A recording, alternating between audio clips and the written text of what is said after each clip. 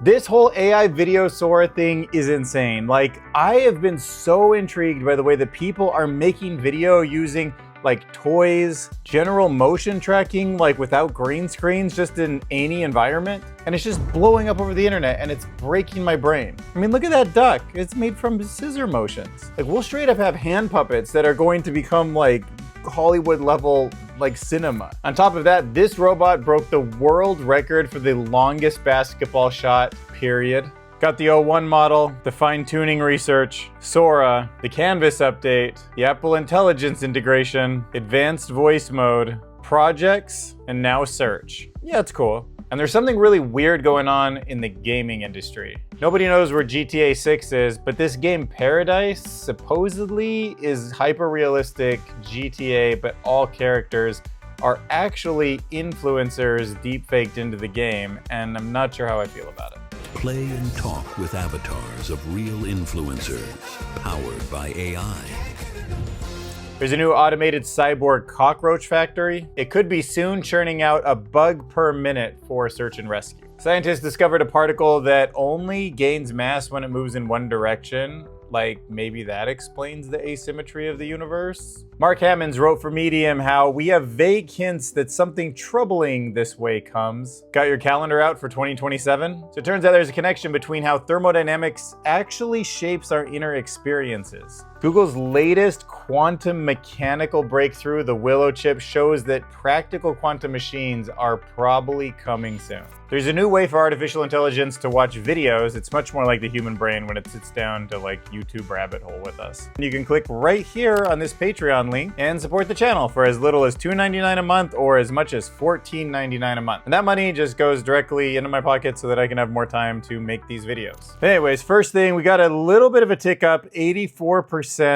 In the artificial general intelligence meter. I covered Genie 2 in the last model, which was absolutely mind-bending. It was like my whole gaming video. And then on top of that, there's a new look at Tesla's Optimus robot. And I don't know why Dr. Allen thought this was such a big deal, but it is interesting. Like, it shows Optimus starting to walk more human, although we've seen that with some other robots. So I was like, I mean, like Boston Dynamics and Big Dogs have done this, but you know, running downhill like that, not falling forward, it is still absolutely impressive to watch. If we take the kind of general intelligence that's in ChatGPT, it's hidden in those, whoa, that one was really good, and embody it in robots like this, and they start to handle the real world services the way humans do, I mean, I get it. Like, this thing needs to be up at 85, maybe even 90%. But I'm probably most interested in how you can reimagine things that you film with creative visions, but using the same sort of spatial kind of template of the camera. Like, this is a whole interesting space. Like, if you take a dollhouse and move the camera around and create little actions, like that could actually be a TV show as good as Friends. Like, maybe all of the movies that have been so big over the last decade, like Transformers and Barbie, they could actually just be done by people playing with toys and bringing them to life. I mean, you could imagine how this bottom video could be reimagined several times over to create a different look right above. And look, you want to be wandering Middle Earth like Gandalf? Boom. Like, just wander around your house and then use Sora to throw a cool hat and put woods behind you. Look at that guy, wise old beer added in post. This one's probably my favorite because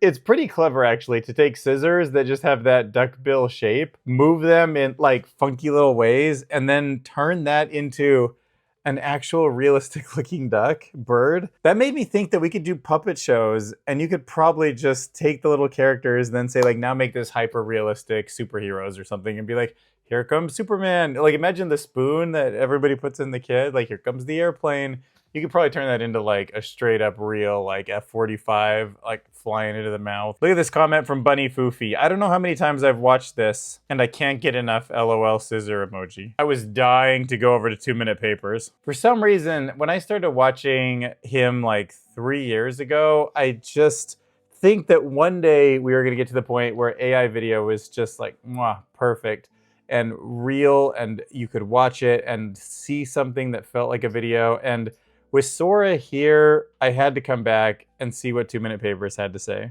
Every single video that you will see here will be AI generated. Sora can also create crazy things like a dragon made of shampoo bubbles.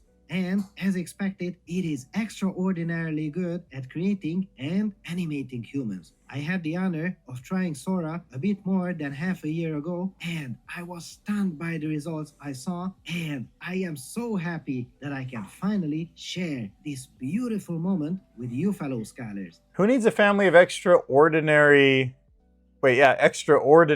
civilized bears eating sushi? Place the doors, it has to open to the same scene, not a problem. Or if you wish to remix the interior instead, that is also possible. 2. Recut. You don't have to accept the whole video as a result, just choose the parts that you like, put them on a timeline, and feel what happens before the good part and maybe after too. 3. Blend. Throw two videos together and you'll see that snowflakes and flower petals go really well together. Here is the original video of a nature documentary, also AI made, but if you would like to recreate it in a different style, I love the papercraft version. The archival version has... Oh, paper cut craft style. You guys know I love that. Wait till I can put that in Sora. The B-roll is going to be outstanding on this channel. Here's a robot setting the world record for the longest basketball shot in history. 80 feet, 6 inches. Boom. One-handed. Steph Curry. Eat your heart out. There's no way. Boom. Oh, Labatt James. Oh, Steph Curry. Mark Cuban. You know, maybe a few of those guys for the Mavericks. Okay, so I wanted to show you on 60 Minutes, Gregg Brockman decides to show off the camera vision model. And it was a really interesting use case. So Gregg says he's gonna like draw on the blackboard a person. We're gonna help him find where the different body parts fit. The fact that it's just so kind of real, like it's not a program where you had to like create a person, but just however you wanna draw it, however you wanna imagine it, and then it can think about the spatial reasoning of where the body parts are the same way a human would, just like, so look, he puts the liver on the wrong side of his body. Anderson's placement is close, but it's primarily on the right side, just below the diaphragm. So could you critique this diagram overall? Anderson's diagram is a solid effort. It was solid effort, solid C maybe. Not saying I could do better, but I'm saying that wasn't perfect. All right, so there's something weird going on in the video game industry. Something that reminds me that there's this way that games might be in the future where they're all diffused. There's also a way where you can have video game physics and game engines, and then you can also just sort of upscale them and throw in some AI in terms of characters, and it also becomes much more immersive. And it seems like that's what this game is doing. It is called Paradise. The trailer makes it seem like it's like a GTA 6, but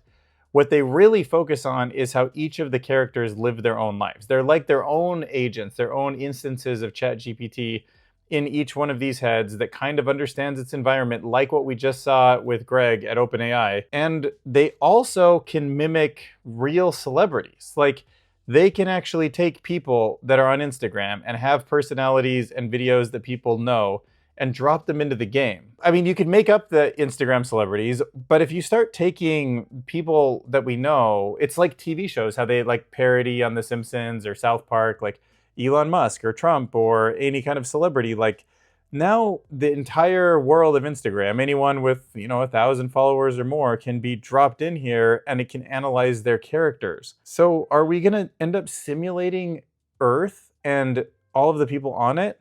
And then we're going to make that the future of games like GTA 6? And is Paradise actually able to pull this off without some gigantic team because it's leveraging AI? So look, play and talk with AI NPCs, the most advanced and intelligent NPCs that behave like real people. Yo, what's up? Tell me a joke. What's the meaning of life? Like, the game features a living, breathing world where traffic patterns, pedestrian behavior, and daily activities mimic real-life scenarios. There's AI traffic, realistic driving behaviors where vehicles adhere to traffic laws and get into accidents and respond dynamically. I never thought about that. Yeah, you could, if you put a bunch of AI avatars in the police and a bunch of AI avatars in the fire department, And then you have AI avatars like driving around. When they get in an accident, they make a phone call, the police come to document it. Like, yeah, that'll be so interesting when that's all built into video games. Dynamic activities, work jobs, complete mission, buy cars, clothing, property, enrich your game life. And then AI-based infrastructure and nature, oceans, cities, bustling with unique locations, police stations, banks, airports, stores. Man, I don't know. It's supposed to be in Miami. I'm in Florida right now, so it's hitting hard. All right, so there is now a woman who used to be blind and now has better than 20/20 vision,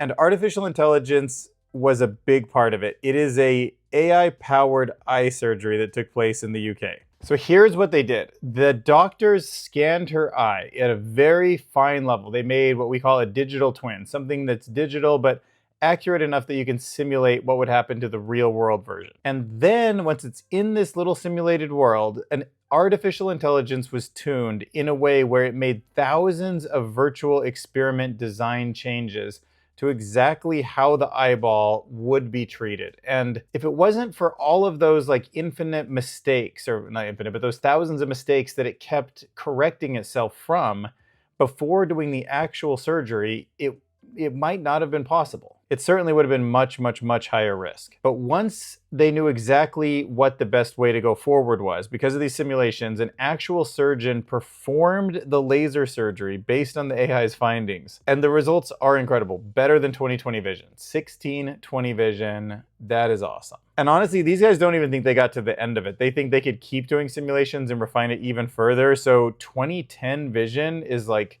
possible in the future. And that's before we even put like robotic eyes in and stuff. But that's not even the craziest medical breakthrough I have for you. Also, there is now brain sculpting technology that scientists say that can, quote, write skills into the human brain, like Matrix style. So, some researchers at the University of Rochester, Yale, and Princeton have found a new way to write skills into the human brain. No studying, no effort, no awareness needed whatsoever. I know what you're thinking, that's like the Matrix, how you can just download skills, and in a weird way, it kind of is. So, using real-time brain fMRIs, so you're laying in one of those fMRI machines, it's scanning you in real time, they're getting neurofeedback about what's going on in your brain. They can show the participants abstract shapes on a screen that would wobble, quote, like wobble in the brain, and the participant's brain activity would wobble until it was subtly guided towards a pre-programmed pattern. And when their brain aligned with it, the wobbling stopped because like it was in sync. Like they knew now exactly what they wanted them to know. Isn't that wild? So yeah, in this study, people learn to recognize new visual categories without even realizing it. The tech has a massive potential. It could revolutionize education, everything we know. Like we could just, I guess, rewire our brain kind of. I mean, it could start by just helping with mental disorders maybe, and I'm sure it'd be like a long time till we could like implement this in any way that's just like really good. But that also makes you wonder, could you like also erase things from people's brains or like add things and just like toy around with our brains like their hard drives on a computer? Coming soon, man. Singularity Hub published this. Automated cyborg cockroach factory could churn out bug per minute for search and rescue purposes. I know it sounds very clickbaity, but it is actually about tiny cockroaches that are programmed and will save us. Scientists in Singapore have created an automated system to turn Madagascar hissing cockroaches into cyborgs for search and rescue missions. That is right. They are using robotic arms and computer vision, electrodes, and tiny backpacks full of electronics, and they can now be attached to the cockroach in just over a minute. That speed is a big deal. It used to take 30 minutes to wire up one of these cockroaches into a cyborg. So now we're talking like 1 per minute, you know? And why would you need cyborg cockroaches? Well, because they can navigate tricky terrain, they can run on minimal food, they're very hardy, and they could serve as a quick alternative to other types of robots in disaster zones or even factory inspections. Oh, what about food inspector cockroaches? How hilarious would that be? Sanitized and then cyborged, and then they run around to check to see if there's like bad cockroaches at food restaurants. Look, the autonomous bug robot future is upon us. The only thing we can do is adapt. Seems like there's a particle that only has mass when moving in one direction. It was observed for the first time, might explain a lot about the asymmetry in the universe. So Penn State, Columbia University, they have for the first time together observed a bizarre quasi-particle called a semi-Dirac fermion, and it behaves like it has no mass when it's moving in one direction,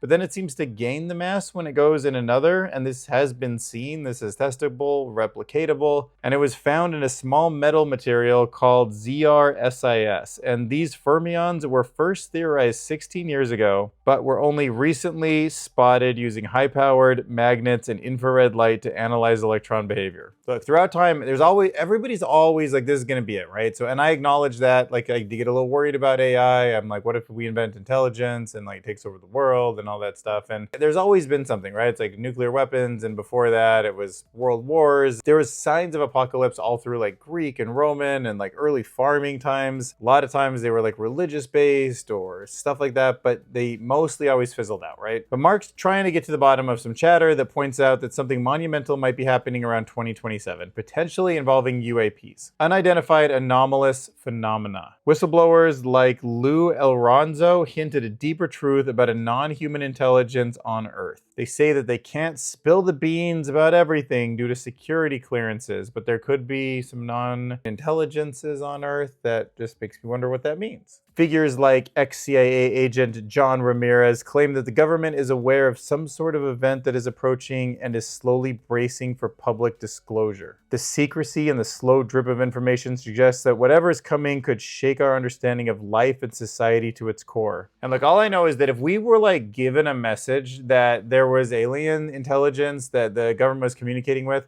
I think we would all freak out, right? Like, it would just change the whole world on a dime. But we're creating artificial intelligence and we're slowly building it up. And I don't think it's like it should click the same way. Like, we should all be like, whoa, we now have an intelligence on Earth. We need to be focused on this. And we got to put a lot of effort into minimizing the risks. All right, now let's talk about thermodynamics and how it not just shapes the universe, but it might shape our inner experience. So, written by Sebastian Scheps on Medium, A World Observed, How Thermodynamics Shapes Our Inner Experience. From the moment we wake up, our experience of the world, sight, sound, smell, it is all shaped by a constant exchange of energy, and that can be explained by a theory called observational dynamics. It suggests that we're not just passive observers, but active participants in the universe's energy flow. How is that energy flow determined? It's determined by thermodynamics. And there's always this connection, right? Like entropy and steam engines and heat and all of that just seem to describe information and like lack of information and Shannon's information theory. So it seemed to me like, could it be part of how it shapes our inner experiences and our thoughts? Like, maybe. It seems to explain a lot. So if you think about energy flows that are shaped by thermodynamic principles, like pushing against a heavy door, that concept of impedance that governs how much resistance we encounter when trying to influence our surroundings could also be reinterpreted as like the way our thoughts work. So you can use this concept of observational dynamics to view systems like universal ones, like the way people and societies work, how ecosystems kind of evolve, AI as circuits, or maybe even the way our internal thoughts work. Everything's moving towards chaos, but we impose order. Boom, that's a thought. All right, this is not just all about OpenAI this month. Also, Google decided to break some boundaries, and it wasn't just with their AI models. This time they had a quantum breakthrough, beating IBM, beating D-Wave, and all of the other quantum projects to the punch. They got quantum error correction working, and now they have a chip that seems to work. And it actually does process, in these rare cases, computations that could never be processed on classical computers. It's still got significant improvements in error correction. And the fact that it now has that, which is more of an algorithm that can be applied in multiple ways, means I think the other quantum computer companies are going to be able to solve it very soon. When you start to group these unreliable physical qubits into the more stable logical qubits, and you can just scale these up in a way that's not just testing and research, but they're here for all of us, then we're going to actually have some quantum computers in the world. And Google's experiments showed that increasing the qubit grid size halved the error rate and even doubled the qubit's lifespan. And thanks to this new fabrication technique, the Willow qubits will operate for 68 microseconds, which is a big jump from their 20 microseconds they had before. And it solved a problem in just a few minutes that would have taken a classical computer, I'm not messing with this word, a septillion years to compute. I think quantum computers are still going to take a while before they like do anything useful, but they're on the horizon. I think we've proved that they're possible. Now the error correction is something we understand, and with AI just helping with the fabrication process and all these new chip manufacturing, $100 billion projects or whatever happening all across the world. Like, yeah, there's gonna be quantum computing news, I think. Okay, so if you're like me and you spend a lot of time on YouTube watching videos, you'll be interested to know that scientists at the Scripps Research Institute have created a new AI model called MovieNet. It is like excellent at watching YouTube videos with us. It is a AI model that processes video the same way that the human brain interprets a movie screen. So instead of looking at visual frames, which is what most AI vision sensors do, and they try to put something together, this is an AI that tries to keep a visual narrative of what's happening instead of thinking about it as like a thing. It tries to abstract the way you would like watch a TV show to feel a story, not to watch a TV show. So it was inspired by how neurons in tadpole brains responded due to subtle changes in motion. This new MovieNet AI breaks video into dynamic movie clips. And then it tries to identify patterns and how they change, and it achieved over an 82% accuracy in tasks like recognizing abnormal swimming behaviors. So I could imagine how it could be used as a reinforcement model to make Sora better for Gen 2. Or maybe it will just sit around on YouTube watching Dylan Curious videos. Heck, maybe it's even one of the 5,800 people who watch this video,